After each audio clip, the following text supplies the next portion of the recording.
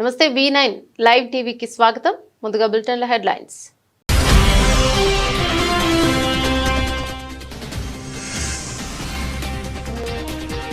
ఖైరతాబాద్ గణేశుడికి పూర్తయిన తొలి పూజ. హాజరైన ముఖ్యమంత్రి రేవంత్ రెడ్డి దంపతులు.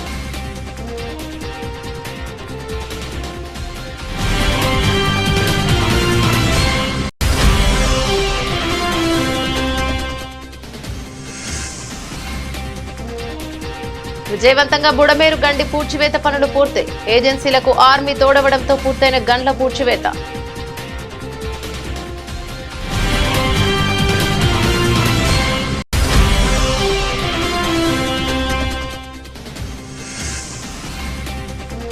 హైదరాబాద్ పబ్బులపై ఎక్సైజ్ పోలీసుల దాడులు. 4 డ్రగ్స్ తీసుకుంటున్నట్లు తేలిందన్న అధికారులు.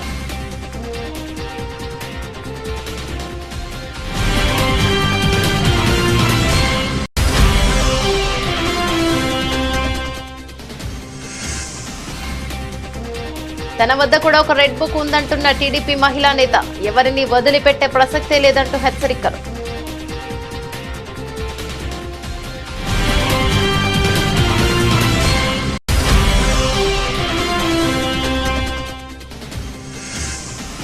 పారిస్ పారాలింపిక్స్ 2024 భారత్ కు 6 స్వర్ణం. రికార్డు సృష్టించిన ప్రవీణ్ కుమార్.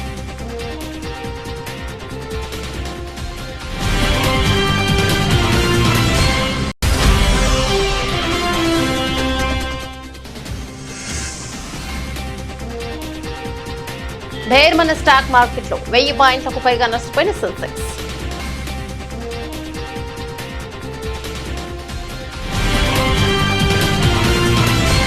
డీటెయిల్స్ చూస్తే ఖైరతాబాద్ మహాగణపతికి తొలి రోజు పూజ పూర్తయింది. ఖైరతాబాద్ గణనాథుడి వద్దకు ముఖ్యమంత్రి రేవంత్ రెడ్డి దంపతులు చేరుకుని తొలి పూజలో పాల్గొన్నారు. రేవంత్ కు అర్చకులు పూర్ణ కుంభంతో స్వాగతం పలికారు. మహాగణపతి తొలి పూజకు తెలంగాణ కాంగ్రెస్ ఇన్ఛార్జ్ దీపాదాస్ మున్షి, మంత్రి పొన్నం ప్రభాకర్, ఎమ్మెల్యే దానం నాగేందర్ తదితరులు హాజరయ్యారు. ఇవాళ ఉదయమే ఒగుడోలు బోనాలు ఎత్తుకున్న మహిళలతో పద్మశాలీయులంతా ఊరేగింపుగా వచ్చి ఖైరతాబాద్ గణేశునికి చేనేత నూలు కండువ గాయత్రి సమర్పించారు. ఇక మహాగణపతి పూజ అనంతరం రేవంత్ ఇంట్రెస్టింగ్ కామెంట్స్ చేశారు. ముందుగా రాష్ట్ర ప్రజలకు వినాయక చవితి శుభాకాంక్షలు తెలిపారు. దేశంలోనే అత్యంత గొప్పగా ఖైరతాబాద్ గణేష్ ఉత్సవ సమితి కార్యకలాపాలు నిర్వహిస్తోందన్నారు. గణేష్ నవరాత్రి ఉత్సవాలను గత 70 ఏళ్లుగా నిర్వహించడం గర్వకారణమన్నారు. 1954 నుంచి 2024 వరకు దేశం దృష్టిని ఆకర్షించే విధంగా వినాయక చవితిని నిర్వహించడం ఆసక్తికర పరిణామమని రేవంత్ అన్నారు. ఖైరతాబాద్ వినాయకుడు దేశంలో గొప్ప గుర్తింపు పొందడం మనకు గర్వకారణమన్నారు.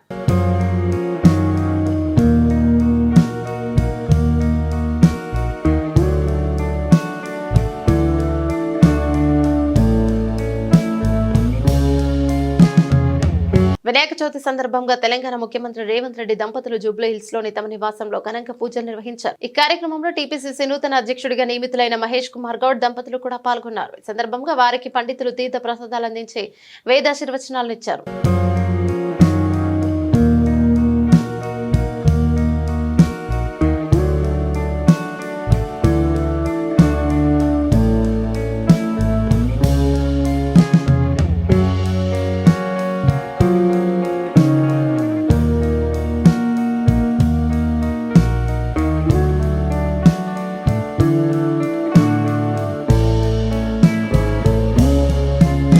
వినాయక చవితి సందర్భంగా విజయవాడ కలెక్టరేట్ లో గణనాథునికి పూజా కార్యక్రమం అత్యంత వైభవంగా జరిగింది. ఈ పూజా కార్యక్రమంలో ముఖ్యమంత్రి చంద్రబాబు పాల్గొని గణనాథునికి ప్రత్యేక పూజలు జరిపారు.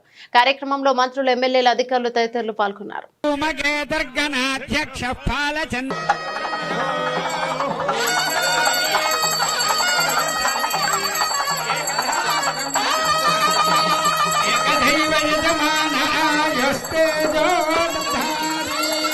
సామ్రాజ్యం భోజ్యం స్వరాజ్యం వైరాజ్యం పరమేష్టిం రాజ్యం మహారాజ్యమాధిపత్యం.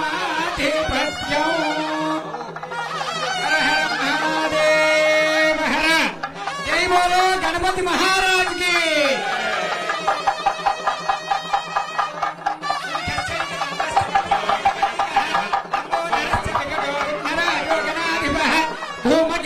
ప్రసాద ఫల సిద్ధిరస్తు. రాష్ట్ర శాంతి సుస్థిరత పరిపాలన సిద్ధిరస్తు. మనోవాంఛాఫల సిద్ధిరస్తు క్షిప్రమేవ రాష్ట్రేణ అనావృష్టి నివారణ సిద్ధి ద్వారా సువృష్టి సిద్ధిరస్తు శాంతి సుస్థిరత సిద్ధిరస్తు మనోవాంఛాఫల సిద్ధిరస్తు. వినాయక చవితి పర్వదినాన్ని పురస్కరించుకుని కేంద్ర హోంశాఖ సహాయ మంత్రి బండి సంజయ్ కుమార్ కరీంనగర్లోని మాశక్తి ఆలయంలో గణనాథుడిని దర్శించుకుని ప్రత్యేక పూజలు నిర్వహించారు. పూజారుల వేద మంచోచ్చరణల మధ్య మంగళహారతి పట్టి విఘ్నేశ్వరుడి ఆశీస్సులు అందుకున్నారు. ఈ సందర్భంగా హిందూ బంధువులందరికీ బండి సంజయ్ వినాయక చవితి శుభాకాంక్షలు తెలిపారు. హిందువుల ఐక్యతే లక్ష్యంగా హిందూ జాగరణనే ధ్యేయంగా లోకమాన్య తిలక్ ప్రారంభించిన గణేష్ నవరాత్రి ఉత్సవాలు ఎలాంటి ఆటంకాలు లేకుండా దిగ్విజయంగా నిర్వహించుకుంటున్నామని తెలిపారు. ఓం విశ్వేత్తాప్తే సవనేజ ప్రమాచ్యాయ కర్తమన్వతే ఆరావతం యద్భృసం హృతం వస్సపావనో వృషభాయ శరబంధవే. ఓం నమోస్తు సర్పేభ్యో ఏకే చ పృథివీ మనో ఏ అంతరిక్షే దివిదేభ్యః ఓం సుఖహర్తా దుఃఖహర్తా వార్తా విఘ్నాజే పురవే పురవే ప్రేమ కృపాజయాజే సర్వాంగే సింధోర్మసింధోరాజే ఖండే జనకే బాలముక్తా పాలాంజే జయ దేవ జయ మంగళమూర్తాజే ఆనందమంగళ నీరాజ ఆరాధిక్యం సమర్పయామి జలేన ప్రదక్షిపయామి యజమానహస్తే నేత్రరక్షాందారయామి. అందరూ కూడా ఆరతికి చూసి నమస్కారం చేసుకుని చేతులు బయట పెట్టి ఓం తత్పురుషాయ విద్వాన్. బీఆర్ఎస్ అధినేత మాజీ సీఎం కేసీఆర్ తెలంగాణ పాలిట దశమ గ్రహమని కేంద్ర హోంశాఖ సహాయ మంత్రి బండి సంజయ్ దుయ్యబట్టారు. ప్రజల మంచి కోసం యాగం చేస్తే ఆయన కేసీఆరే కాదని వ్యాఖ్యానించారు. కేసీఆర్ నవగ్రహ యాగం చేయడంపై సంజయ్ తనదైన శైలిలో స్పందించారు. హైదరాబాద్ లో సంజయ్ మీడియాతో మాట్లాడారు. మెడకాయ మీద తలకాయ ఉన్నోడెవడు కూడా 9 అంతస్తుల సచివాలయంలో 3 అంతస్తుల మేర డోమ్లు కట్టారని వివరించారు.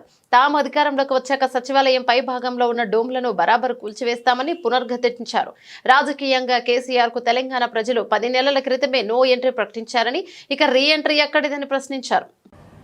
ఏమవసరం చెప్పా నువ్వు ముఖ్యమంత్రి అవుతావి, నీ పూజలు ఏమవసరం చెప్పా నువ్వు ముఖ్యమంత్రి అవుతావి, నీ పూజలు ఏమవసరం.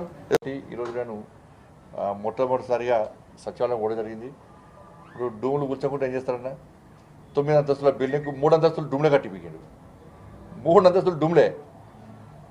దానిలో సరే అప్పుడు కేసీఆర్ మంచిగా జల్సాగా బతుకుతాడు కాబట్టి పెద్ద రూమ్ కట్టించుకున్నాడు. కానీ దానిలో పనిచేసేటువంటి ఐఏఎస్ ఆఫీసర్లు ఉంటారు, వాళ్ళ రూమ్ చూడండి. దానిలో పనిచేసే సిబ్బందులు కూర్చోడానికే ప్లేస్ లేదు, పొట్టు తిట్టుకుంటారు వాళ్ళు. పొద్దున్న లేచి ఆ తమ్ము ఇట్లా పెట్టిన వెంటనే కేసీఆర్ గారు తిట్టుకొని పోతారు, లేవు లోపడుకోరు. వాళ్ళకి ఆ ప్లేస్ లేదు. దానిలో 9 అంతస్తులకు 3 అంతస్తులు డూమ్లు ఎవడన్నా మెడకాయ మీద తలకి ఆయన భాషలనే మెడకాయ మీద తలకాయ ఉన్న వాళ్ళు 3 డూమ్ల కోసం 3 ఫ్లోర్లు కడతారు. 3 ఫ్లోర్లు వాడుకుంటారా? దాన్ని కూర్చోకుండా ఏం చేస్తారు? పక్కా కూర్చోరు, బరాబరు కూర్చేస్తారు. దాన్ని మా ప్రభుత్వం వచ్చి వెంటనే పక్కా కూర్చేస్తారు. దాన్ని ఏ విధంగా చేయాలో ఆ విధంగా చేస్తాం. ప్రజలందరూ హర్షించే విధంగా చేస్తాం. డూమ్లో మాత్రం పక్కా కూల్చేస్తాం, బరాబర్. దాన్ని ఆ మాట కట్టుబడి ఉన్నాం మేము.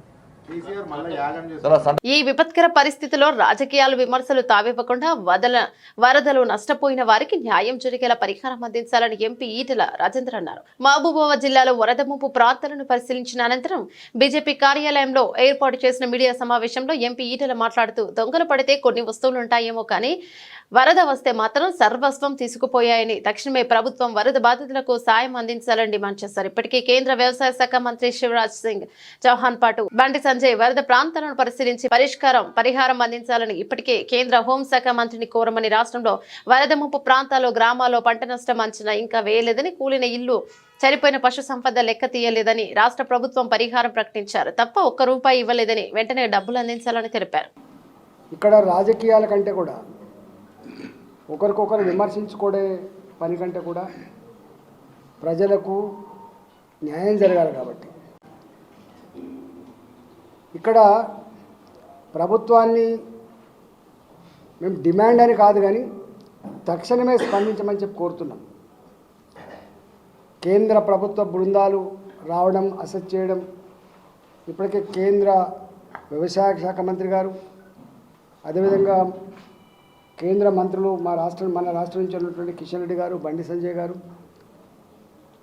మాలాంటి వాళ్ళం కూడా కేంద్ర హోంమంత్రి గారితో మాట్లాడి తక్షణమే తెలంగాణలో పక్కకున్నటువంటి రాష్ట్ర ఆంధ్రప్రదేశ్లో కూడా సహాయ సహకారాలు అందించాలని చెప్పి మీకు కోరినప్పుడు వారు వెంటనే స్పందించి మీరు భరోసా ఇవ్వండి, తప్పకుండా ఆదుకుందాం, ఈ ప్రాంతం ఆ ప్రాంతం అని తేడా లేకుండా, ఈ ప్రభుత్వం ఆ ప్రభుత్వం అని తేడా లేకుండా ప్రజలందరినీ కూడా ఆదుకునే ధర్మాస్కారం ఉన్నటువంటి ఈ రోజులలో ఎక్కడ కూడా పెట్టిన ఇసుక మెటలు కావచ్చు, కోతపడ్డ పంట పొలాలు కావచ్చు, కొట్టుకపోయిన పంటలు కావచ్చు, నీట మునిగిన పంటలు కావచ్చు, చెర్లు తెగిపోయి కొట్టుకపోయినటువంటి లక్షలాది రూపాయల మత్స్య సంపద కావచ్చు, ఇవాళ కూలిపోయిన ఇండ్లు కావచ్చు, ఇళ్లకు నీళ్ళొచ్చి సర్వస్వం కొట్టుకపోయినటువంటి ఆస్తులు కావచ్చు, ఇట్లాంటి వాటి విషయంలో ఇప్పటిదాకా ఏమీ అసెస్మెంట్ లేదు. నేను ఒకటే కోరుతున్నా, ప్రభుత్వం తక్షణమే ఇవన్నిటి పట్ల ఒక అసెస్మెంట్ చేయమని చెప్పి కోరుతున్నా. ఇప్పటివరకు పిడుగుపడి చనిపోయిన వాళ్ళకి కానీ, వాగులలో కొట్టుకపోయి చనిపోయిన వాళ్ళకి కానీ ఒక్క రూపాయి కూడా రాలే. మేము అంటున్నాం ప్రభుత్వాన్ని, తక్షణమే మీరు ఏదైతే తక్షణ సాయం కింద అందిస్తామని చెప్పి ప్రామిస్ చేసిండ్రో వెంటనే ఇవ్వాలని చెప్పి మేము డిమాండ్ చేస్తున్నాం. పశు సంపద, మత్స్య సంపద వాటికి కూడా తక్షణమే సాయం అందించాలని చెప్పి మేము కోరుతా ఉన్నాం. అదేవిధంగా నేను చూస్తున్న ఫోటోలు అంటే మామూలు నష్టం జరగలేదు. జేసీబీలు కొట్టుకపోయి ఇట్లా ముద్ద బొమ్మలకు అయిపోయినాయి. జేసీబీలు, ట్రాక్టర్లు, తర్వాత ఆటోలు కొట్టుకపోయి ముద్దలకు అయిపోయినాయి. ఆయన ఉపాధి ఆటో నడపడమే, ఆయన ఉపాధి ట్రాక్టర్ మీద బతకడమే, ఆయన ఉపాధి జేసీబీ మీద బతకడమే. ఇట్లా మొత్తం ముద్ద అయిపోయినాయి. వాళ్ళందరికీ తక్షణమే అసెస్ చేసి మరి ఇన్సూరెన్స్ ఉందా లేదా, మరి బ్యాంకు లోన్ సంగతి ఏంది, రిస్క్లోకి వచ్చి వాళ్ళకి ఆల్టర్నేటివ్ ఫైనాన్స్ చేస్తారా, మీ ప్రభుత్వ పరంగా ఏం చేస్తారో ఒక విధి విధానం ప్రకటించాలని చెప్పి. తెలంగాణ ప్రదేశ్ కాంగ్రెస్ కమిటీ టీపీసీసీ అధ్యక్షుడిగా బొమ్మ మహేష్ కుమార్ గౌడ్ ను కాంగ్రెస్ అధిష్టానం నియమించింది. ఈ మేరకు పార్టీ సంస్థాగత వ్యవహారాల ప్రధాన కార్యదర్శి కేసీ వేణుగోపాల్ ఢిల్లీలో పత్రికా ప్రకటన విడుదల చేశారు. నిజామాబాద్ జిల్లాకు చెందిన మహేష్ కుమార్ ప్రస్తుతం టీపీసీసీ వర్కింగ్ ప్రెసిడెంట్ గా ఎమ్మెల్సీగా కొనసాగుతున్నారు. ఇంతకాలం సీఎం రేవంత్ రెడ్డి పీసీసీ అధ్యక్షుడిగా కొనసాగారు. ఇక ఆయన పదవీకాలం గత జులైలోనే ముగిసింది. కొత్త పీసీసీ అధ్యక్షుడికి ఎంపిక విషయంలో కాంగ్రెస్ అధిష్టానం 2-3 నెలలు పార్టీ నేతలతో చర్చలు జరిపింది. మధు యాష్కి గౌడ్, ఎంపీ బలరాం నాయక్, అడ్లూరి లక్ష్మణ్ కుమార్ తీవ్రంగా పోటీ పడినప్పటికీ అధిష్టానం మహేష్ కుమార్ గౌడ్ కి బాధ్యతను అప్పగించింది. సీఎం రేవంత్ రెడ్డి అండదండలు ఉండటంతో మహేష్ కుమార్ గౌడ్ వైపే అధిష్టానం మొగ్గు చూపింది. తనను తెలంగాణ పీసీసీ అధ్యక్షుడిగా నియమించినందుకు ఏఐసీసీ అధ్యక్షుడు మల్లికార్జున ఖర్గే, పార్టీ అగ్ర నాయకురాలు సోనియా గాంధీ, రాహుల్ గాంధీ, ప్రియాంక గాంధీలకు మహేష్ కుమార్ గౌడ్ ధన్యవాదాలను తెలిపారు. ఈ నేపథ్యంలో శనివారం టీపీసీసీ నూతన అధ్యక్షుడు మహేష్ కుమార్ గౌడ్ జూబ్లీహిల్స్ నివాసంలో సీఎం రేవంత్ రెడ్డిని మర్యాదపూర్వకంగా కలిశారు. గుంటూరు పశ్చిమ నియోజకవర్గ ఎమ్మెల్యే గల్లా మాధవి పిలుపు మేరకు న్యాయవాది శివలీల విజయవాడ వరద బాధితుల కోసం చీరలు, దుప్పట్లను, అలాగే టీడీపీ నాయకులు చిట్టిప్రో లోకేశ్వరరావు 10,000 రూపాయల చెక్కును ఎమ్మెల్యే గల్లా మాధవికి అందజేశారు. ఈ సందర్భంగా ఎమ్మెల్యే మాట్లాడుతూ వరద బాధితుల కోసం తన పిలుపును అందుకుని శివలీల ముందుకు రావడం అభినందించదగ్గ విషయమని, ఇదే స్ఫూర్తితో దాతలందరూ ముందుకు రావాలని, వారి నుండి సేకరించే విరాళాలు 8వ తేదీన విజయవాడలో వరద బాధితులకు పంపిణీ చేయనున్నామని గల్లా మాధవి తెలిపారు. నమస్తే అండి. ఈరోజు అడ్వకేట్ శివలీల గారు వారి హస్బెండ్ వరద బాధితుల కోసం విజయవాడలో ఇంకా జలదిగ్బంధంలో ఉన్న వరద బాధితుల కోసం చీరలు అలాగే దుప్పట్లు వారి సహాయార్థం పశ్చిమ నియోజకవర్గ ఆఫీస్లో ఏర్పాటు చేయడం జరిగింది. రేపు 8వ తారీఖు వీటన్నింటినీ కూడా కలిపి తరలించడం జరుగుతూ ఉంది. సుమారు 100 చీరలు అలాగే 100 దుప్పట్లు వరద బాధితుల కోసం సహాయార్థం పంపిణీ చేయడం జరిగింది. నిజంగా ఒక మంచి ఆలోచన, మంచి ఇనిషియేటివ్ తీసుకున్నారు. దీన్ని స్ఫూర్తిగా తీసుకొని బాధితులకి మరింత సాయాన్ని ప్రతి ఒక్కరూ చేకూర్చాల్సిందిగా నేను కూడా కోరుకుంటున్నాను. వరద బాధితుల కోసం శ్రీ గల్లా మాధవి గారు, నా ఎమ్మెల్యే పశ్చిమ నియోజకవర్గం శ్రీ గల్లా మాధవి గారు పిలుపు మేరకు మేము వరద బాధితుల కోసం ఈరోజు ఒక 100 చీరలు, ఒక 100 దుప్పట్లు పంపిణీ చేయడం జరుగుతుంది. అలాగే అందరూ కూడా మన వరద బాధితుల కోసం సహాయ నిమిత్తం కోసం అందరం కూడా ఇలాగే చేసి వాళ్ళందరినీ ఆదుకొని వాళ్ళ ఈ క్లిష్ట పరిస్థితుల్లో మన అందరం కూడా సహాయం చేయాల్సిన అవసరం ఉంది. దానికోసం మనం ఎమ్మెల్యే గారు దీన్ని ఒక మంచి పని ఎమ్మెల్యే గారి పిలుపు మేరకు ఆ స్ఫూర్తిగా మేమందరం కూడా మేము పాల్గొనడం జరుగుతుంది. ఇవన్నీ కూడా మేము పంపిణీ చేస్తాము. అందరూ కూడా ఇలాగే ముందుకొచ్చి వరద బాధితుల కోసం ఇలాంటి క్లిష్ట పరిస్థితుల్లో అందరూ కూడా ఎవరి వంతు వాళ్ళు సాయం చేయవలసిందిగా కోరుతున్నాము.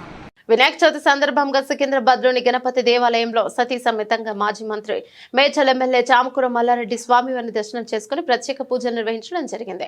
సకల విఘ్నాలను తొలగించే వినాయకుడు అందరికీ శుభాలను విజయాలను అందించాలని వినాయకుడికి ప్రార్థించడం జరిగింది.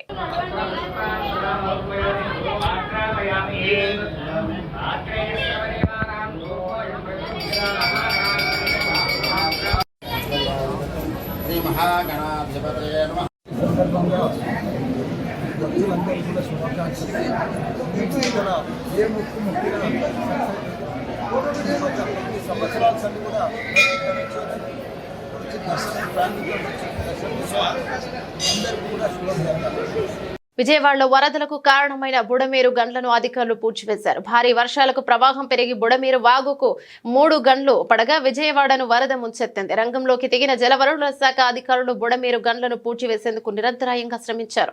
ఏజెన్సీల సాయంతో 2 గండ్లను పూడ్చివేసిన అధికారులు 3వ గండిని పూడ్చేందుకు ఆర్మీ సాయం తీసుకున్నారు. ఉధృతంగా వరద ఉన్నప్పుడే 2 గండ్లను పూడ్చారు. మంత్రి నిమ్మల రామానాయుడు పర్యవేక్షణలో శుక్రవారం నుంచి గండ్ల పూడ్చివేత పనులు నిరంతరాయంగా సాగాయి.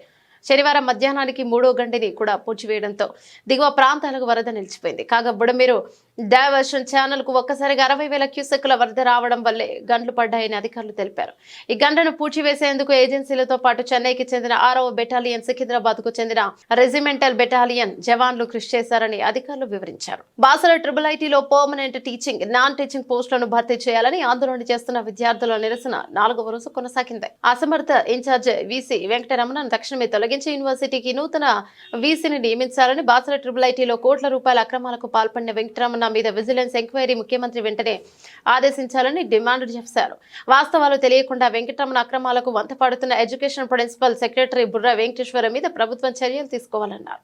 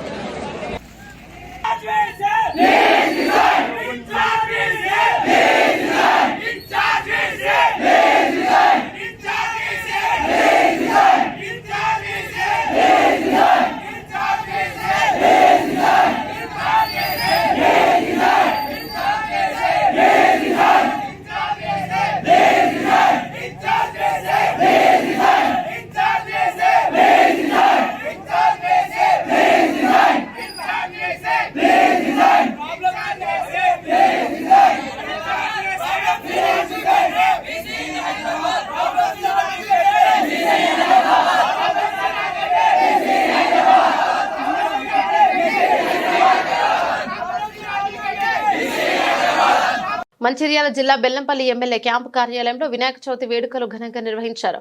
వినాయక చవితి సందర్భంగా కార్యాలయంలో ఏర్పాటు చేసిన వినాయక విగ్రహ ప్రతిష్ఠ కార్యక్రమంలో ఎమ్మెల్యే గడ్డం వినోద్ వెంకటస్వామి పాల్గొని ప్రత్యేక పూజలు జరిపారు. సందర్భంగా ఎమ్మెల్యే మాట్లాడుతూ బెల్లంపల్లి నియోజకవర్గంలో ప్రజలందరికీ వినాయక చవితి శుభాకాంక్షలు తెలిపారు. ప్రజలందరూ సుఖ సంతోషాలతో అష్టైశ్వర్యాలతో ఆయురారోగ్యాలతో ఉండాలని ప్రత్యేక పూజలు నిర్వహించారు. ముఖ్యమంత్రి రేవంత్ రెడ్డి, సోనియా గాంధీ ఆశీర్వాదంతో బెల్లంపల్లి నియోజకవర్గాన్ని అభివృద్ధి చెందుతుందన్నారు. కార్యక్రమంలో కాంగ్రెస్ సీనియర్ నాయకులు తదితరులు పాల్గొన్నారు. ప్రత్యేకంగా గణేష్ మహారాజ్ వినాయక చవితి రోజున మన బెల్లంపల్లి క్యాంప్ ఆఫీస్లో ఈరోజు పూజ చేసుకునే అవకాశం ఇప్పించినందుకు 1,73,000 మంది ఆశీర్వాదంతో ఇలా పూజ చేసి ప్రత్యేకంగా మన బెల్లంపల్లి సుఖ సంతోషాలతో ఉండాలని ప్రత్యేకంగా మొక్కి పెద్దలు గణపతి బాబా ఆశీర్వాదం ప్రతి ఒక్కళ్ళ మీద ఉండాలని మనస్ఫూర్తిగా ఈరోజు పూజ చేపించి నా ఎంబడున్న సీనియర్ మా కార్యకర్తలు, మా అన్నదమ్ములు, అక్క చెల్లెళ్ళు అందరూ ఇంత పెద్ద సంఖ్యతో వచ్చినందుకు మళ్ళొకసారి ధన్యవాదాలు చెప్తూ సుఖ సంతోషాలతో ఎల్లకాలం మనం బెల్లంపల్లి అభివృద్ధి కావాలని ఎప్పుడు మొక్కుతూ పెద్దలు రేవంత్ రెడ్డి గారు, మా సోనియామ్మ తల్లి, రాహుల్ గాంధీ గారు ఇచ్చిన ఆశీర్వాదాన్ని మనం ఎల్లప్పుడూ కాపాడుకుంటూ ముంగట పోదామని ప్రతి ఒక్కరికి పేరు పేరున ప్రతి ఇంటింటికి శుభాకాంక్షలు, గణపతి శుభాకాంక్షలు. అందరికీ మనస్ఫూర్తిగా నా నమస్కారాలు. Thank you. తూర్పుగోదావరి జిల్లా ఆనపర్తి నియోజకవర్గం బిక్కవోలు మండలం బిక్కవోలు గ్రామంలో ప్రసిద్ధ శ్రీ శ్రీ లక్ష్మీ గణపతి దేవస్థానంలో వినాయక చవితి సందర్భంగా ఎమ్మెల్యే నల్లమిల్లి రామకృష్ణారెడ్డి మహాలక్ష్మి దంపతులు స్వామివారిని దర్శించుకుని ప్రత్యేక పూజలు నిర్వహించారు. కార్యక్రమంలో యువ నాయకులు నల్లమిల్లి మనోజ్, డాక్టర్ నల్లమిల్లి సనాతని మరియు ఆనపర్తి నియోజకవర్గం ఎన్డీఏ నాయకులు, బిక్కవోలు మండల ఎన్డీఏ నాయకులు, కార్యకర్తలు పాల్గొన్నారు.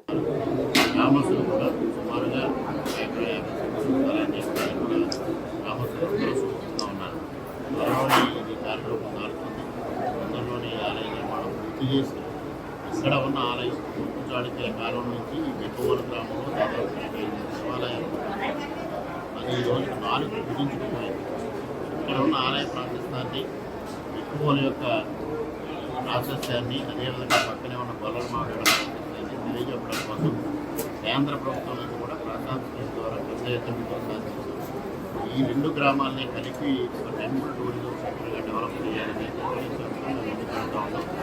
గ్రామస్తుల నుంచి, భక్తుల నుంచి కూడా విశేషమైన సహాయ సహకారాలు అందించేందుకు అందరూ ముందుకు వస్తూ ఉన్నారు. అందరికీ కృతజ్ఞతలు. అందరికీ వినాయక శుభాకాంక్షలు. హైదరాబాద్ లో మరోసారి డ్రగ్స్ కలకలం రేపాయి. నగరంలోని పలు పబ్బులపై ఎక్సైజ్ పోలీసులు దాడులు నిర్వహించారు. ఈ సందర్భంగా డ్రగ్స్ తీసుకున్న 4 పట్టుబడ్డారు. షేర్లింగంపల్లి జూబ్లీహిల్స్ లో ఉన్న కోరం క్లబ్ బీజినేలో పబ్ తో పాటు మరో 3 పబ్బుల్లో అధికారులు తనిఖీలు నిర్వహించారు. 33 మందికి డ్రగ్స్ డిటెక్షన్ కిట్స్ తో టెస్టులు నిర్వహించారు. అందులో 4కి పాజిటివ్ వచ్చింది. దీంతో పోలీసులు వారిని అదుపులోకి తీసుకున్నారు. పబ్లను సీజ్ చేశారు. విస్కీతో ఐస్ క్రీంలు తయారు చేస్తున్న ఘటన శుక్రవారం వెలుగులోకి వచ్చిన విషయం తెలిసిందే. నగరానికి చెందిన శరత్ చంద్రారెడ్డి జూబ్లీహిల్స్ రోడ్ నంబర్ 1-5 లో హరీ కేఫ్ ఐస్ క్రీం పార్లర్లను నిర్వహిస్తున్నాడు. యువతను ఆకర్షించే అక్రమ మార్గంలో డబ్బులు సంపాదించే దిశగా నిబంధనలకు విరుద్ధంగా మద్యంతో ఐస్ క్రీంలు తయారు చేసి విక్రయిస్తున్నాడు. దయాకర్ రెడ్డి, శోభన్ అనే 2 వ్యక్తులు ఈ మత్తు ఐస్ క్రీం ను తయారు చేస్తున్నట్టు అమ్కారే అధికారులు గుర్తించారు. ఫేస్బుక్ ద్వారా ప్రకటనలు చేస్తూ యువతను ఆకర్షిస్తున్నట్లు విచారణలో తేలింది. సమాచారం అందుకున్న అమ్కారే ఎన్ఫోర్స్మెంట్ అధికారులు జూబ్లీహిల్స్ రోడ్ నంబర్ 1లోని 5 లో ఐస్ క్రీం పార్లర్లపై దాడులు జరిపి నిందితులను అదుపులోకి తీసుకున్నారు. వారి నుంచి 11.5 కిలోల విస్కీ ఐస్ క్రీం ను స్వాధీనం చేసుకుని సీజ్ చేశారు.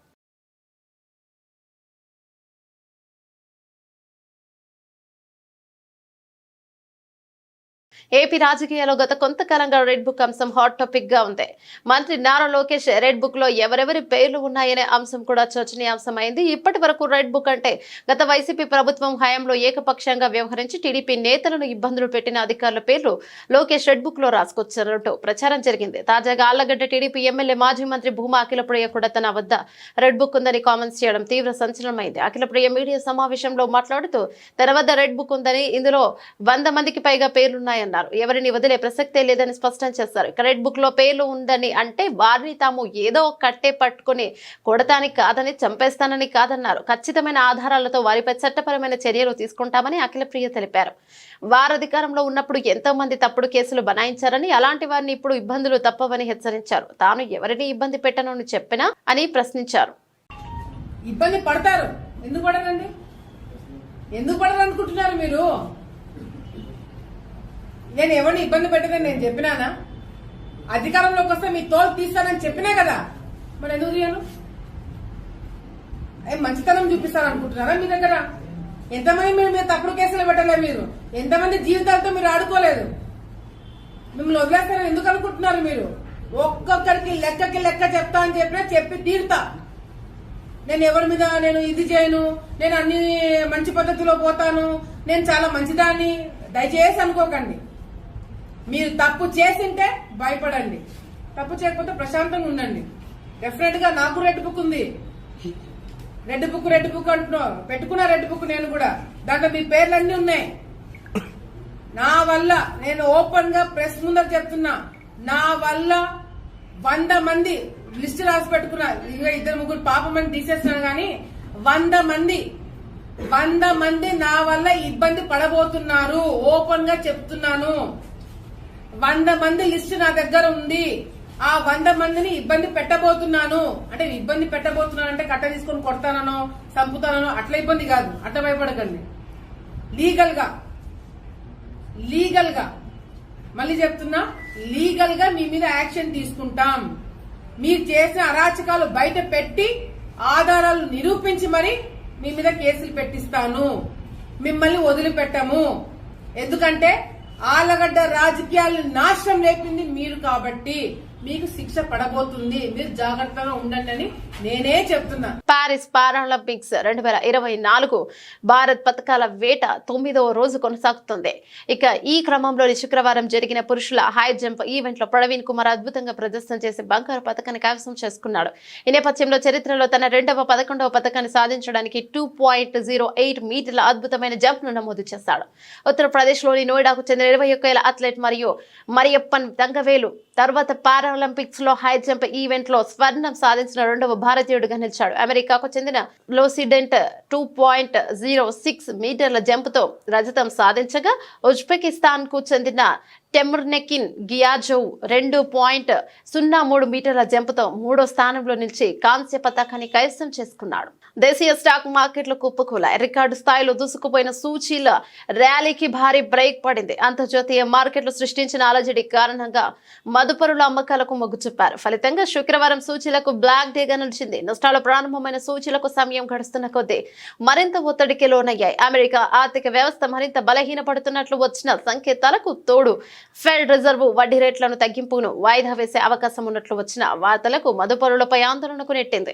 ఇంట్రాడేలో 1200 పాయింట్లకు పైగా నష్టపోయిన 30 షేర్ల ఇండెక్స్ సూచీ సెన్సెక్స్ చివరకు 1017 పాయింట్లు నష్టపోయి 82,000 దిగువకు పడిపోయింది. వారాంతం ట్రేడింగ్ ముగిసేసరికి 81,183,993 వద్ద ముగిసింది. ఇక దీంతో సూచీ 2 వారాల కనిష్ట స్థాయికి పడిపోయినట్లయింది. ఆగస్టు 23 తర్వాత సూచీలకు ఇదే కనిష్ట స్థాయి ముగింపు. ఇక మరో సూచీని నిఫ్టీ 292.94 పాయింట్లు 1.17% నష్టపోయి 25,000 దిగువకు 24,852.15 పాయింట్ల వద్ద ముగిసింది.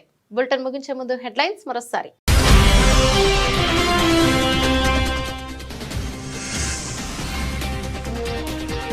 ఖైరతాబాద్ గణేశుడికి పూర్తయిన తొలి పూజ. హాజరైన ముఖ్యమంత్రి రేవంత్ రెడ్డి దంపతులు.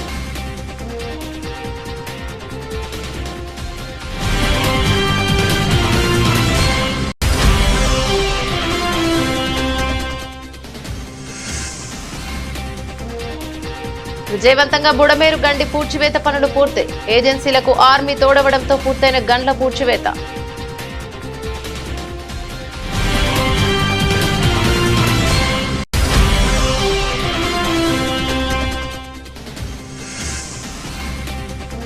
హైదరాబాద్ పబ్బులపై ఎక్సైజ్ పోలీసుల దాడులు. 4 డ్రగ్స్ తీసుకుంటున్నట్లు తేలిందన్న అధికారులు.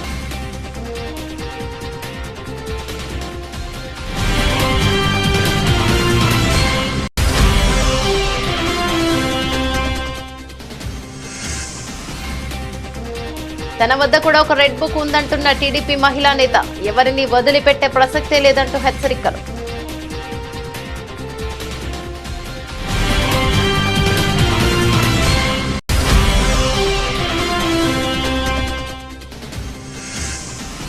పారిస్ పారాలింపిక్స్ 2024 భారత్ కు 6వ స్వర్ణం. రికార్డు సృష్టించిన ప్రవీణ్ కుమార్.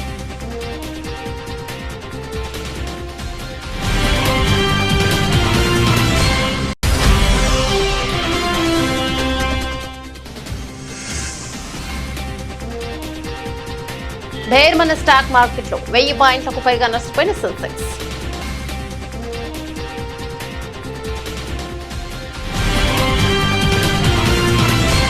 ఇవి బులెటిన్లోని అప్డేట్స్. మరో బులెటిన్లో మళ్ళీ కలుసుకుందాం. అంతవరకు సెలవు. నమస్తే.